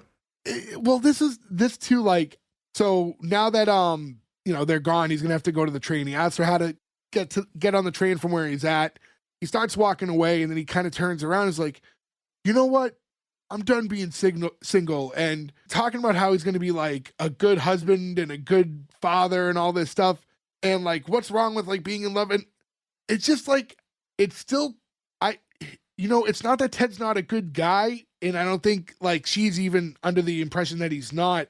But again, this is a lot to put on someone. You just told her that you love her. And then when you make it awkward and you start leaving, your way is to double down and be like, I'll be a great husband. Like, dude. Got nothing to lose at this point. I guess so. Now you're going even harder. Here's my problem with it. Is why is he so, what's the word I'm looking for? Like, why does he think he deserves this? Like, what, like, he just feels like he is, like, automatically, just because he's saying these things, like, he should get what he wants. And it just doesn't make any sense. Like, you have fucked this up at every step. Okay, there's no reason that she should be, continuing this pursuit. And you're just like, well, actually, you know what? I'm going to be a good husband. It's just so fucking dumb. Like it actually bugs me. I don't like him at all. And I'm having trouble seeing past you, Nick. How much I don't like Ted. Well, I'll say this. I mean, his reasoning's wrong too. Like he doesn't want to just be with her. He just doesn't want to be single anymore. He's desperate for a relationship. To a degree, yes. And I think on. I think the Yasmin thing hurt it in a way because now it looks like he just falls in love with everybody. So it kind of takes away from the connection that him and Robin had. But I think we do see as viewers that those two did have a very strong connection. And now he doesn't want his one slip up to be the end of it. So he's like trying to fight for it. But again, it's a little too strong where it makes more sense for you to just kind of take the L and leave and then maybe try to reconnect with her, in a few days and be like, hey, listen, I'm sorry that was weird. Like, I just got ahead of myself. I'd really like to make it up to you when you're back from Orlando and take you out to dinner sometime. If she was smart when he's like, I could be walking 5 hypothetical dogs, she should be like, I'm gonna like lead this dude on a little bit because I have a job where I have to run around a lot and these 5 giant dogs have to be walked. Maybe I just make this dude my dog walker for a while. That seems more realistic to me. And then, I don't know, it kind of works on her because now they're like close again. he does end his speech by mentioning that he's a pretty good kisser. And she's like, everyone thinks they're a good kisser. And he's like, oh, I have references. And she says goodnight. And then he goes, and I'm a good handshaker. And the two of them end the night with a handshake when it was like, somehow, despite all his fuck ups, he had an opportunity to kiss her again and fucked it up again. Because he's a fucking moron. We cut back to him explaining to them at the bar, like, what happened. And Marshall and Barney both were like, they're shaking their heads at him. And he's like, what? Like, that was the signal. Like, when you were shaking hands with her, like, she gave you the signal. You could have kissed her. Best part of this whole scene, too, by the way, is that Ranjit is at the bar with them.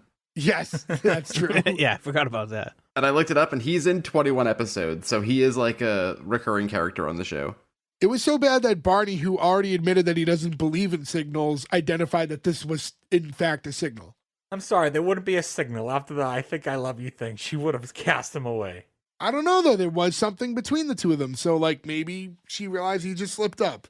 Also, people inherently like attention. So just the idea that maybe she, it's creepy, but you still kind of like knowing that someone likes you that much. Yeah, you do at the beginning. Day 1, when someone's like, I just met you, I love you. You're like, that's really sweet. Day 7 of that, you're like, oh, there's a fucking psycho who wants my dogs. But this is day 1, so it works. Oh, it's day 1-ish? I don't think that's ever sweet. I think that's a red flag, and this is a I agree. I'm just saying, if you're gonna think it's cute or admirable or something, you're gonna for like the first day only. Even bartender Carl says that, he should have kissed her when he's dropping off some glasses at the table. And I'm glad Carl understood that he didn't know that Yasmin and him were together. So I'd hate if the two of them had bad blood. Yeah, he's gonna just like throw a punch at him. He knew he didn't know. And then Marshall pops a bottle of champagne to celebrate because they still do have an engagement to celebrate. Lily said that she was very turned on by the idea of Marshall, who was able to pop the cork and not injure her. I don't know if we talked about this before, but I personally, anybody thoughts on champagne? I don't like champagne. I hate champagne. It's disgusting. Yeah, it's gross. I'm not a wine drinker either. So like that whole like maybe a nice mimosa. Problem with mimosas is I think that's probably the only way I could drink champagne, but now I've hit the age where if I drink even half a glass of orange juice, I will have heartburn for like 17 hours, so it's just not a winning scenario. The only time like I half enjoy any type of champagne, it's usually on the sweeter side. Like a real Nice Andre? Yeah, like the shitty stuff. But like it's not for me. That's not my style of drink. I have like a $250 bottle of champagne that was given to us as a gift. That's very sweet. I'm just trying to think of like, when do I open this and drink it? And like, I need to have people around so it doesn't get a waste. They eventually toast in honor of this engagement.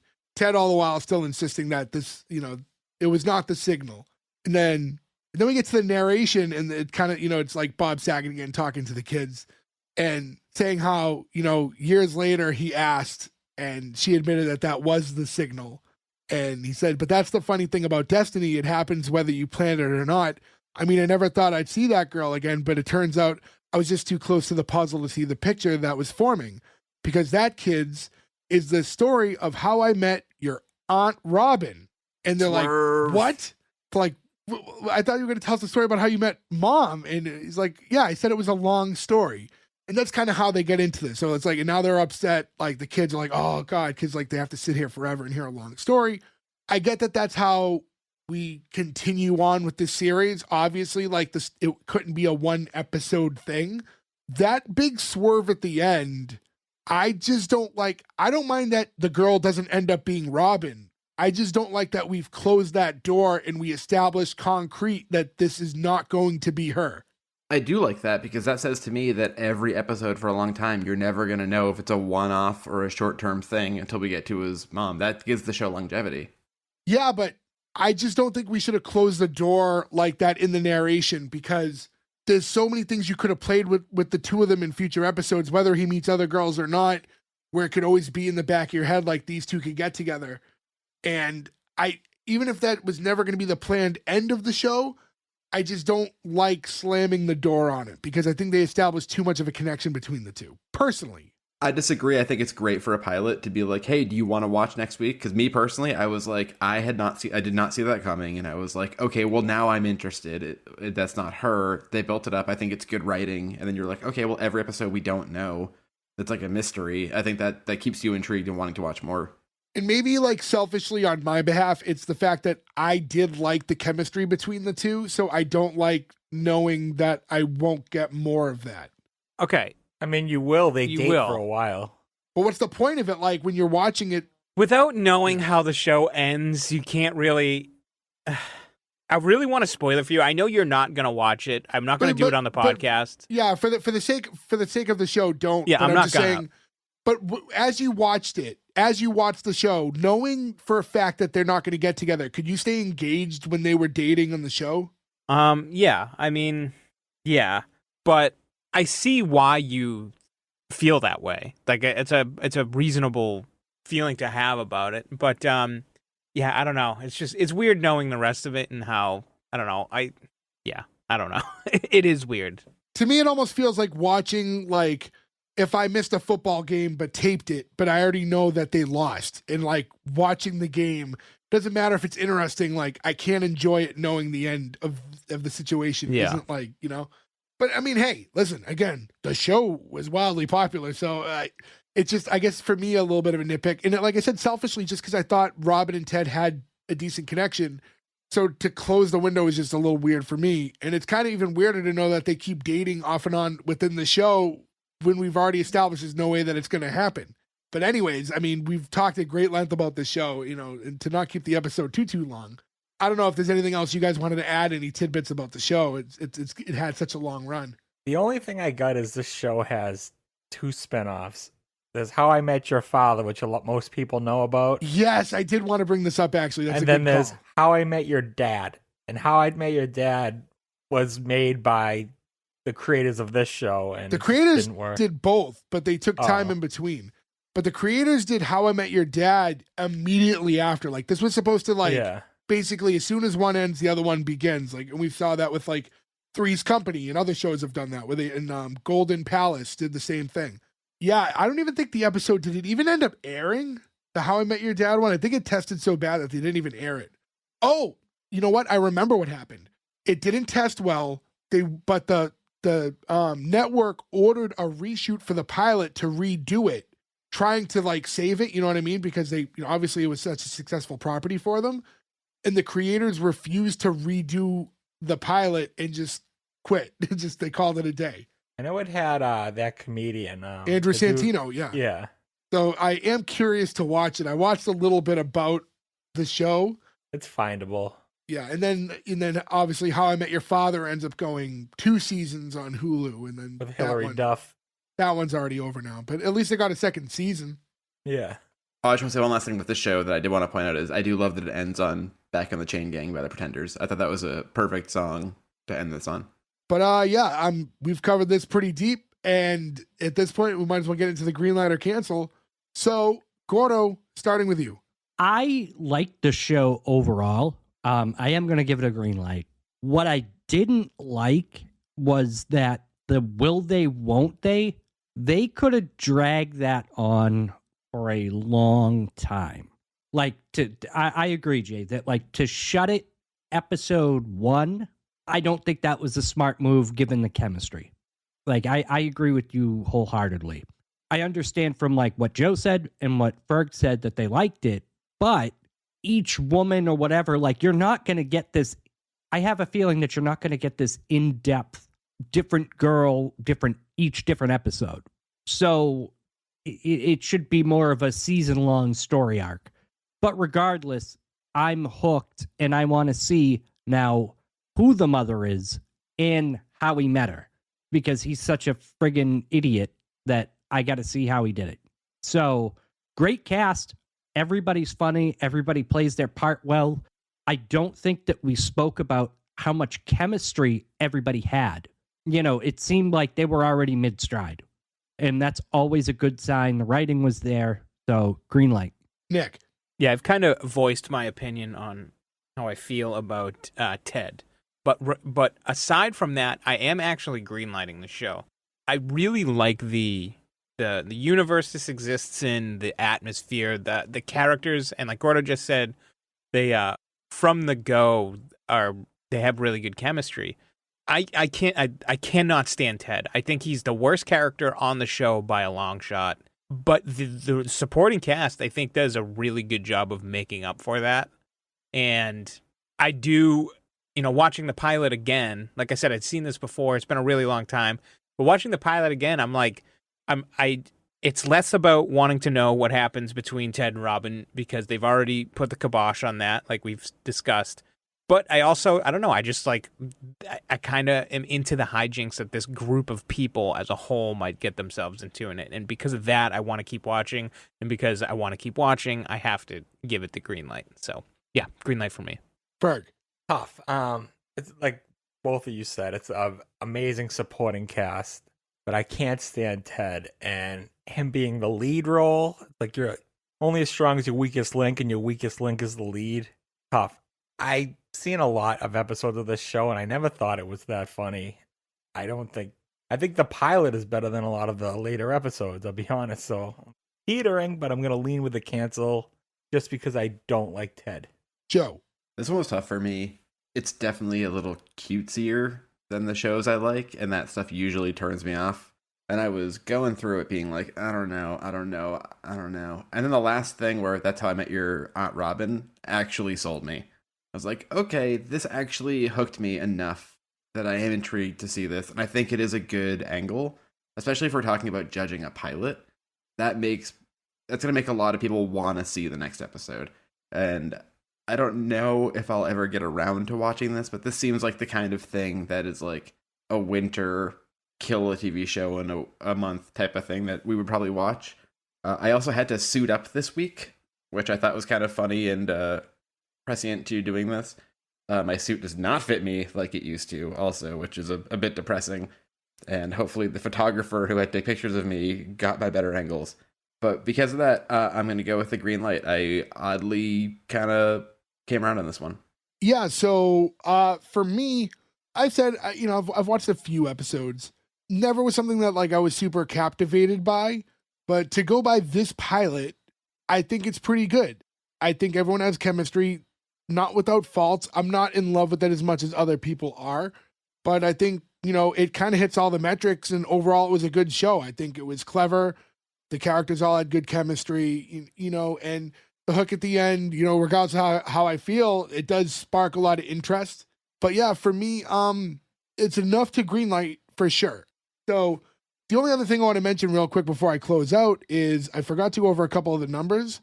And IMDb had this at 8.3, Rotten Tomatoes, 84 critic, 85 fans. So overwhelmingly kind of a well-received show amongst all.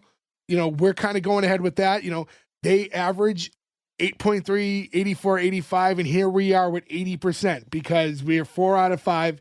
So congratulations to How I Met Your Mother. You live on to see another episode. I want to thank all of you guys for listening. I forgot to bring it up at the beginning of the show. Please go to S1E1pod.com. That's where you can find all the links to our social media. S1E1 Pod on Instagram and X. We're very active on those. I like to post plenty of various clips of each episode, so you get some highlights that way. We also like when you guys interact with us, so shoot us a DM, let us know shows you want us to cover, just let us know how you found us, all that stuff. Again, we really like interacting with you guys. We got a lot planned in the future, so that interaction is going to really help down the road. But with all that being said, thank you guys so much for listening. We'll catch you next week with another new episode, but until then, thank you, goodbye. We got the best Ranjit's wife.